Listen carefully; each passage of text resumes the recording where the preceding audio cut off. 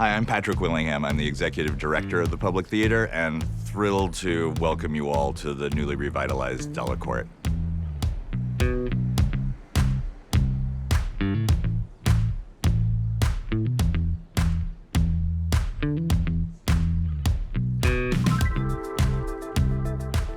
It doesn't get more unique than the Delacorte. It's every actor's bucket list dream to grace the Delacorte stage. I would look at those big flags and I'd be like, I'm gonna work there one day, I'm gonna work there one day. It was my very first job that I was offered in New York City. I got my equity card doing my show at the Delacorte Theater. I made my New York debut here when I was 21 years old. What Shakespeare in the Park is of it, right? The communion with all these 2,000 people who have lined up for hours, right?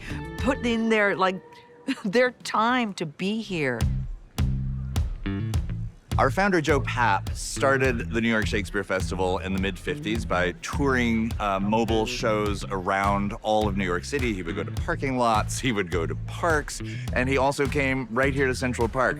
The myth is that the truck broke down in this location, and therefore here we are today. Not exactly 100% true, but it's a cute story.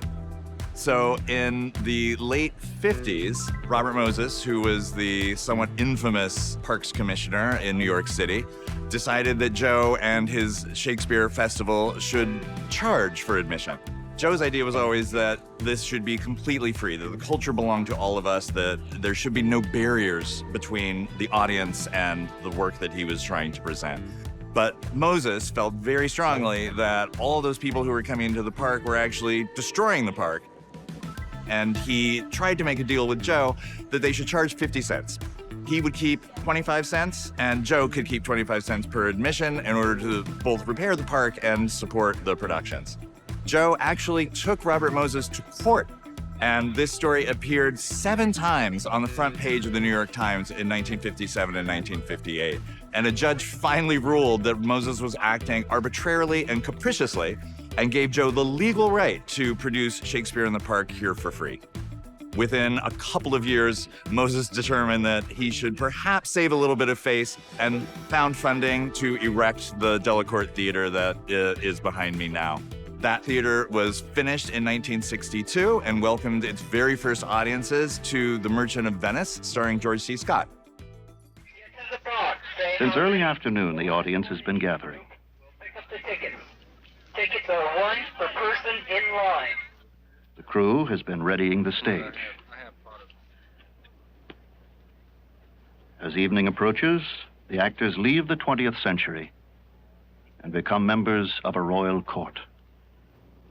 Many of the fine actors you'll see tonight, the leading performers, have appeared in as many plays of Shakespeare on this stage here in Central Park. So it is quite an event. Tonight's performance is like any other performance.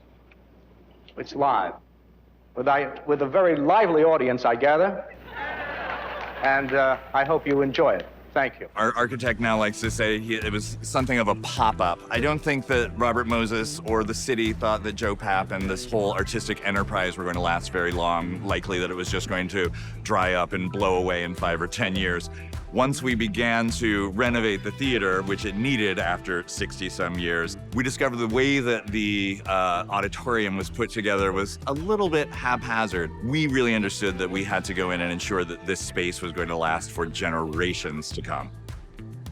The thing that I love about this renovated space is that it feels like the same space that I performed in 1997, but it feels like it's been brought to the present day. It was important to us to recreate a space that both felt familiar to what had been here before, but also elevated the overall experience, particularly architecturally here on the outside. We partner with Ennead Architects, who we've partnered with many, many times for projects at the Public. They delivered a really extraordinary product.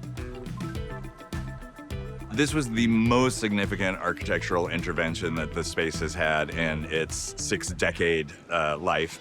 We really took everything completely down to the studs. We think of it as our brownstone gut renovation and really rebuilt on top of the old structure. In part, that was because of the type of alteration regulations that we were working under. We couldn't increase the footprint at all. So our architects did a very clever move. They canted the facade so that it leans out at the top. Makes it both a little bit more dynamic, but also allowed us to add an entire row of seats in the back of the house, which then allowed us to increase the accessibility while not decreasing the number of seats that we have. The facade of the theater is actually made out of reclaimed water tower redwood. So every 30 or 40 years, those water towers that you see on the top of city buildings get decommissioned. And about 10 years ago, a couple of companies started reclaiming that wood and reusing it for sites like this. So there's something really romantic about that idea that the facade is covered by redwood from all around the city. We think of this as the people's theater, as the city's theater, and that just sort of brings that right home.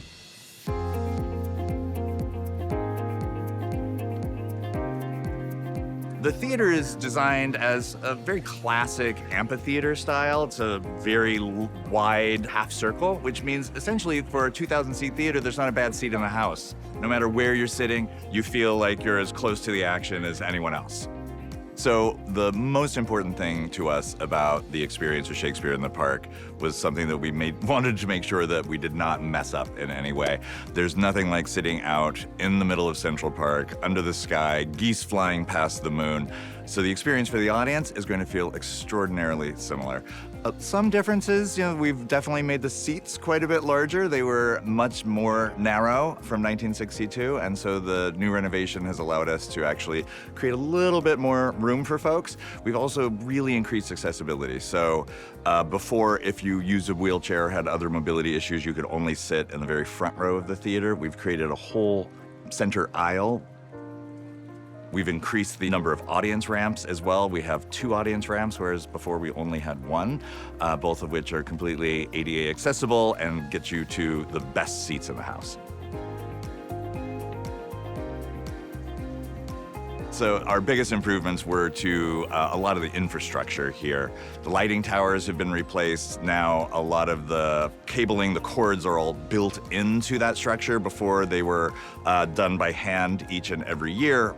Lighting instruments were hauled up by hand. Now there are winches underneath the grandstand. We have an entirely climate-controlled condition. It used to essentially be an open-air space. We've now enclosed as much of that space as possible so that for the folks who are working here can be far more comfortable. They're not outside in 100-degree temperature and 90% humidity.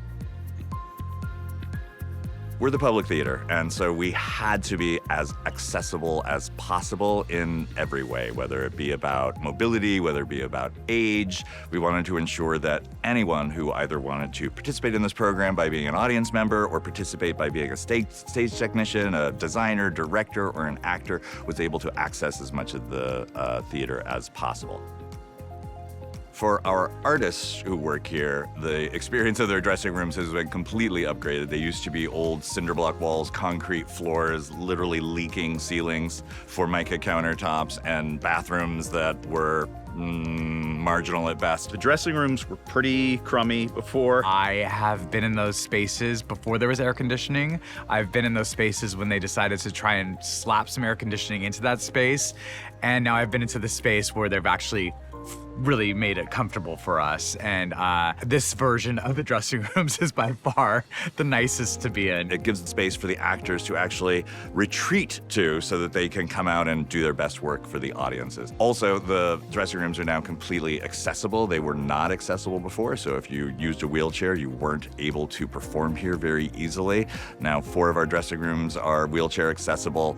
We have a shower that's wheelchair accessible, and the bathrooms are also wheelchair accessible. We also have notification systems so that folks who may have hearing issues are able to interact more easily with the rest of the team. We also have a production booth that is now accessible to anyone who wants to work here. Prior to this, unless you could walk up all of these stairs, you weren't able to work in that booth. Now we've actually put a lift that goes from the ground floor all the way up to the control booth. It's completely conditioned, and everybody is so excited to be working in it.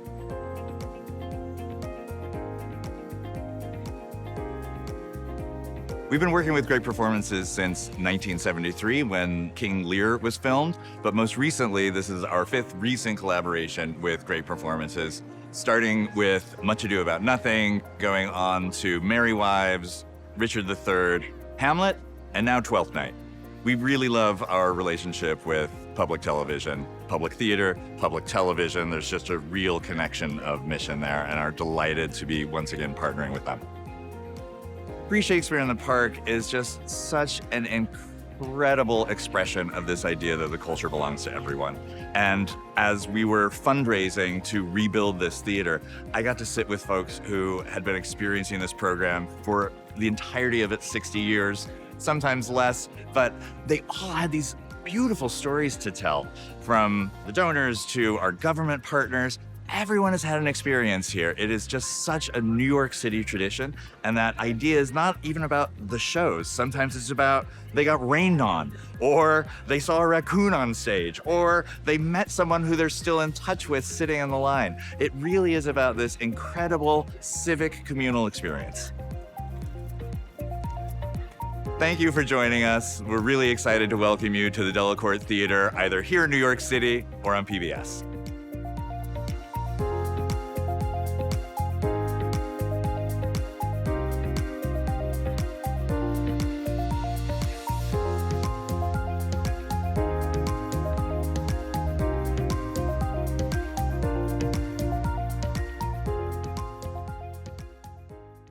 Our revels now are ended.